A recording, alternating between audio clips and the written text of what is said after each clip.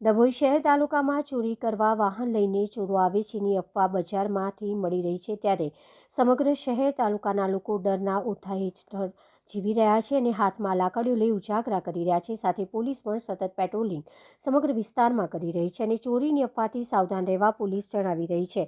ડભોઈ શહેર તાલુકામાં છેલ્લા 3-4 દિવસથી ચોર વાહનો લઈને ચોરી કરવા આવે છેની અફવા અને બૂમો વચ્ચે શહેર અને તાલુકાના યુવાનો પોતાના ફળિયા વિસ્તારમાં અને ગામમાં હાથમાં લાકડીઓ લઈને આખી રાત રાઉન્ડ મારી ઉજાગરા કરે છે. ત્યારે પોલીસ પણ અફવાના કારણે રાત્રિના સમય દરમિયાન પેટ્રોલિંગ કરી લોકોને સાવચેત કરી અફવાથી સાવધાન રહેવા જણાવ્યું છે. પરંતુ છેલ્લા 3-4 દિવસથી ચોરી કરવા હથિયારો સાથે ગાડીઓમાં બેસીને આવે છે તેવી વાત વાયુ વેગે સમગ્ર તાલુકામાં પ્રસરી હોવાથી લોકો ડર અને ભયના મારા હેઠળ ઉજાગરા કરી રહ્યા છે. પરંતુ ડભોઈ પીઆઈ કે.જે. ઝાલાએ જણાવ્યું કે માત્ર અફવા છે. પોલીસ સ્ટેશન ખાતે છેલ્લા કેટલાય દિવસથી કોઈ ચોરીના બનાવ અંગે ઘટના બની નથી કે તેની કોઈ ફરિયાદ આવી નથી.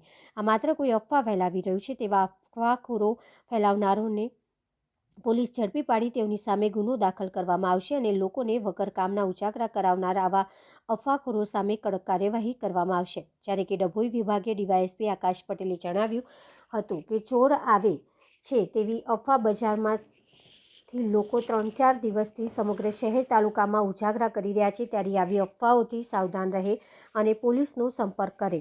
આ અગાઉ પણ જાણવા મુજબ 8 થી 10 વર્ષ પહેલાં આ પ્રકારની અફવાઓ ફેલાઈ હતી અને લોકો 1 મહિના સુધી આવા ઉજાગરા કર્યા હતા, જેમાં રાત્રિ દરમિયાન બહારના લોકોને જે નિર્દોષ હતા લોકોને મારવામાં આવ્યા હતા અને પોલીસના છૂટકે આવા લોકો સામે ગુનો દાખલ કરવાની ફરજ પડી હતી. જેથી કોઈ શંકાસ્પદ લાગે તો પોલીસને જાણ કરવી અને રાત્રિના દરમિયાન કોઈ બહારથી અવરજવર કરતા હોય, નોકરી જતા હોય અથવા આવતા હોય તો અથવા દવાખાને જતા હોય તેવા લોકોને રસ્તા વચ્ચે રોકવા નહીં અને એમને મારવો નહીં તેમ જણાવ્યું હતું.